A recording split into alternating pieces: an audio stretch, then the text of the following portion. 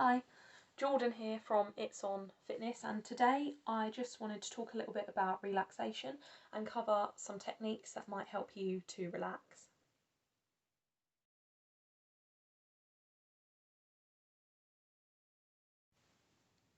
Okay, so first of all, let's just talk a little bit about relaxation. So a lot of time people definitely neglect relaxing. I'm a person who's done this for many years. You think it's not important, like being unproductive is not good, and people associate, taking time for you to just chill sometimes with being lazy, and it really is the wrong attitude to have. Everybody needs that bit of me time or that bit of relaxation. No matter how formal or kind of informal it is, you really do need it. Especially if you might be trying to lose weight or even just improve your performance in the gym. You might have loads of different goals, and you find that the weight is not budging despite you putting in appropriate levels of effort in the gym and with your food and things. But you're really stressed at work, or same with the performance thing, you're just getting really frustrated because you're not improving, and or you might have home life or work life stresses, like I said.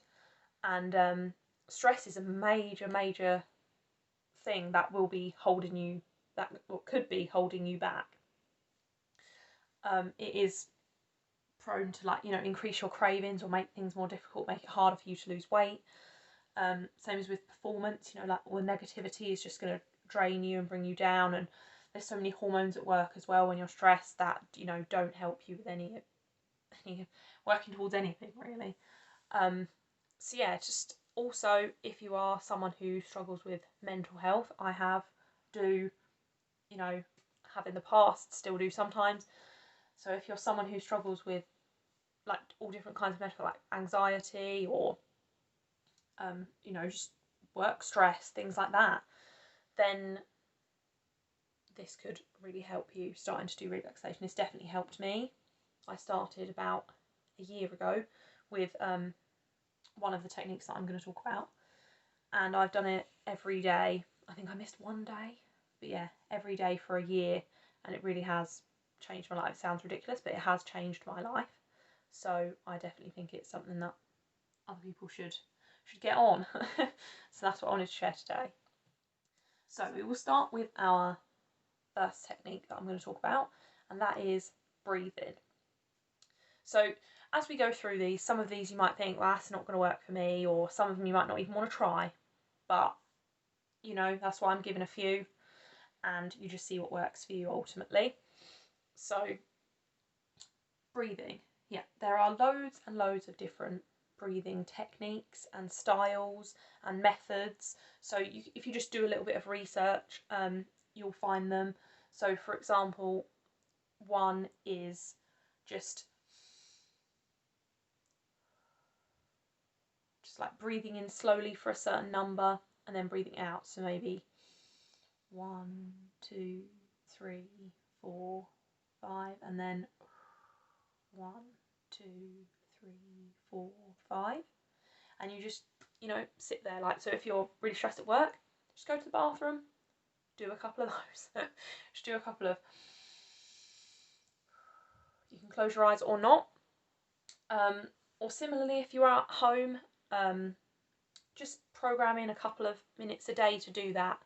Maybe just even when you're waiting for the kettle to boil or anything, just get it going. Get a few of those breaths going. Another technique that's quite popular is called 4-7-8 breathing technique, which is you breathe in for 4, hold for 7, and then breathe out for 8.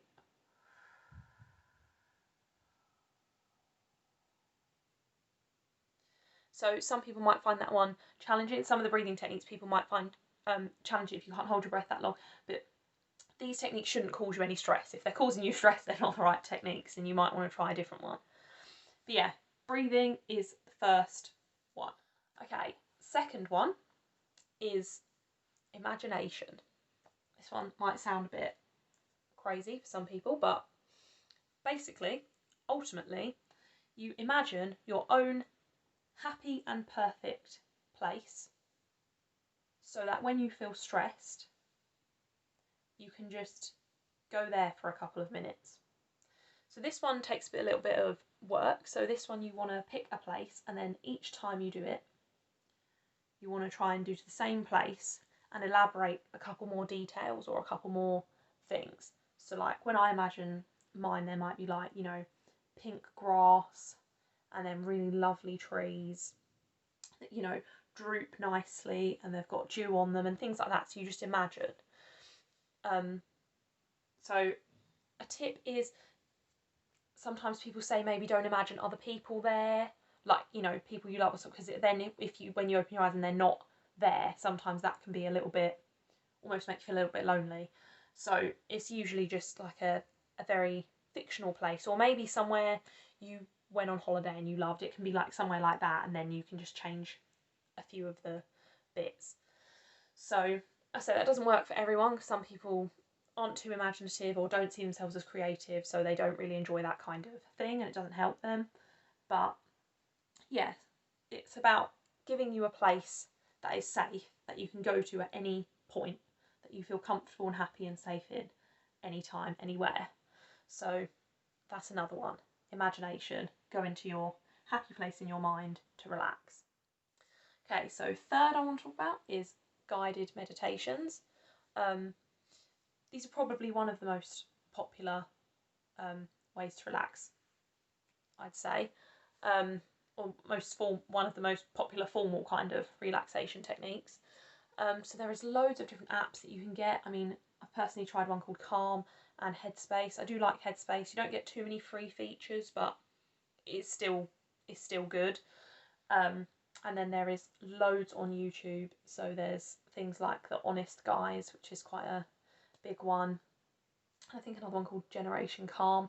There's like so many different ones, and you can get them for very specific things as well. So for example, if you're struggling with cravings, or you keep struggling with that, or if you're having a lot of anxiety, even things that's really specific, so like anxiety about driving or anything, you just can type in guided meditation for anxiety, or guided meditation for stress, or even like guided meditation for job interview, and they'll kind of come up, and you just can lie there or sit there with eyes open, eyes closed, and just, they will take you through the techniques. So you don't have to do the imagination part, or you don't have to do the counting of your breath, because they're going to do that for you. So yeah, they are really, really good at keeping your mind focused as well. Some people who might find their mind wandering a lot when they do the breathing or the imagination, it might be easier to listen and keep bringing yourself back to what the person is saying on the track. So yeah, that's number 3, guided meditation. So number 4, oh, I don't know why I did that. Number 4 is progressive muscle relaxation. So this is a technique where you sit or lie down, and you gradually, you might want to start from top to bottom or bottom to top, and on your body, and you just imagine, or you tense parts. So I might tense my shoulders for a few seconds and then really relax them. And then I might tense my chest and then really relax it. Tense my hands and then really relax it. You're just a bit slower than that, but yeah, you just go down, just tensing and relaxing. It can help to just ease those, you know, where we might all hold ourselves all tense because we're all stressed, and you might not even realise that you're doing it. I often don't realise quite how tense I am until I try that, and I'm like, whoa, yeah, I was like before, and now I feel a lot more relaxed. So progressive muscle relaxation. If you get a bit confused or you're not quite sure, you can get videos for that as well, which tell you what to do. So it will tell you to do your hands, how long to hold them, etc, etc. So that's an option. I say people who suffer with maybe muscle cramps, or, you know, certain pains in certain areas, that might not be for you, but it's another option. So yeah, that's number 4, progressive muscle relaxation. Number 5 now is mindfulness. So this one is a massive topic, and again, another very popular one, and it can be applied to so many different areas within your life, and it's pretty much about being present in the moment and noticing details and, you know, taking everything on board that's happening at the moment, not worrying about the future, not worrying about the past. So sometimes they say, you know, you might want to go for a walk and try and be mindful. So you'll be looking at what the colour of the leaves are, what the shapes of the leaves on the trees are, what sounds you can hear, what smells you can smell, you know, what how you feel. Do you feel cold? Do you feel warm? So you can do all things like that. I personally found that one quite difficult because I found my mind wandering a lot and I would get very distracted by all different things. So I found it really good to learn about kind of mindfulness on like a really small scale, so just picking like one object or one little piece of food to really be mindful about. So for example, you can get things like these little timers, and you can look at things like this. So you can just sit there, maybe sit there till it runs out and just look at all the different shapes of the bubbles and see where the air is travelling, and things like that can be really relaxing. And I can do that. I can focus on one thing at a time, to really just see all the different shapes and see how unique it is, and just try to make that the only thing that I'm thinking about or the only thing that I'm concentrating on at that time.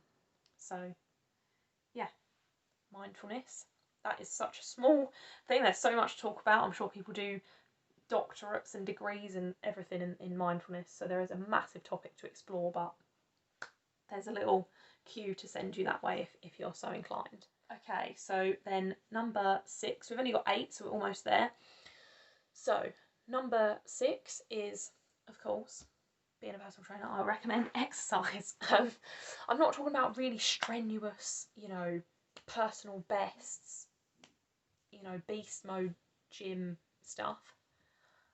Literally just gentle exercise, like going for a walk can help remove you from a stressful situation, whether it's in your mind or, you know, having just going for a walk. It's really good. Some people find jogging, it's very, you know, like repetitive and stuff, and you can just, that encourages you to focus on your breathing as well. You know, you can get outside, see a bit of nature, kind of get into your own little zone, listen to some music and things like that.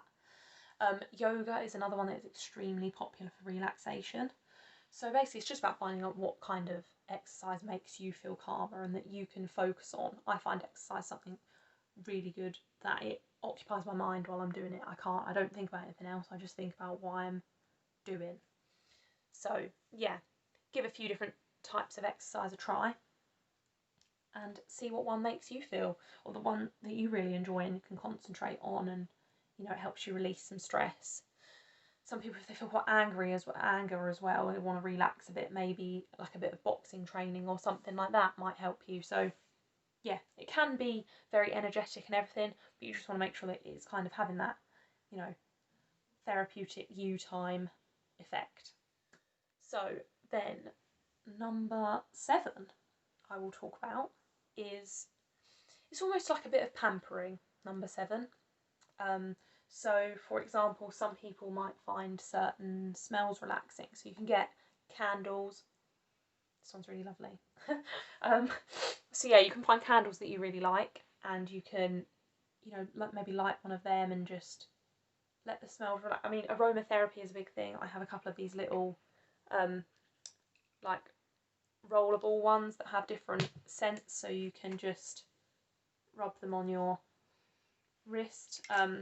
Again, this one's not for everyone, but certain scents might just give you that little bit of relaxation. You know, it's not so formal. You're not sitting down for 10 minutes, 5 minutes, 20 minutes, an hour. This is literally just something you can just apply in your day-to-day life that might help you just give that little burst of relaxation. Also things like having a nice bath, or just have a nice like warm shower. Even just like a face mask, you know, all these things can just give us that little bit of self-care and that little bit of relaxation. So yeah, pampering, aromatherapy, face mask, candles, that is all in number 7. So now I come to the last tip I'm going to give, or the last option for you to explore, is number 8, and that is kind of like little crafts or little hobbies or kind of colouring, pretty much. So this is something that took off in popularity a little while ago. I think there's still, I'm sure a lot of people doing it because it's very relaxing. So yeah, mindfulness colouring, or just, you know, like adult kind of colouring books have become a thing, and people find it very therapeutic, very repetitive, and also the colouring books take away from the need for your drawings to be, you know, like good. So they take away the pressure some people may face, and they draw something and think, oh, it's not even good, like I'm just wasting my time, or things like that. It removes the need for all of that because you're just colouring within the lines, and you can get colouring books on everything. I mean, my brother found me one on one of my favourite female rappers, so you can see there is colouring books for everything and everyone. So yeah, they're quite therapeutic, just doing those. And then there's also things like knitting, crochet, cross stitch. So, you know, some of these might not be, if you haven't done them before and they're like, you're not really into that kind of thing, they might not be relaxing, but they're another option. I find cross stitch quite therapeutic because you're just repetitively doing, again, the little stitches. But obviously if it's completely new to you and completely alien, then you might find it quite stressful learning it. So don't worry about anything like that. But yeah, just give maybe a new little craft a try, or one you haven't done in a while, like if you used to knit and you haven't in ages, just crack it out and do a few stitches. You don't have to make anything impressive. Just giving your mind something to focus on that's very kind of calming and methodic can be helpful. So yeah, there are my 8 top different types of relaxation. I'm sure there is loads more. But hopefully you might find some of those useful. If you do try any, or if you have any I haven't mentioned, please do just comment them below. I would be very interested to know. So thank you for listening, and see you in the next video. Bye.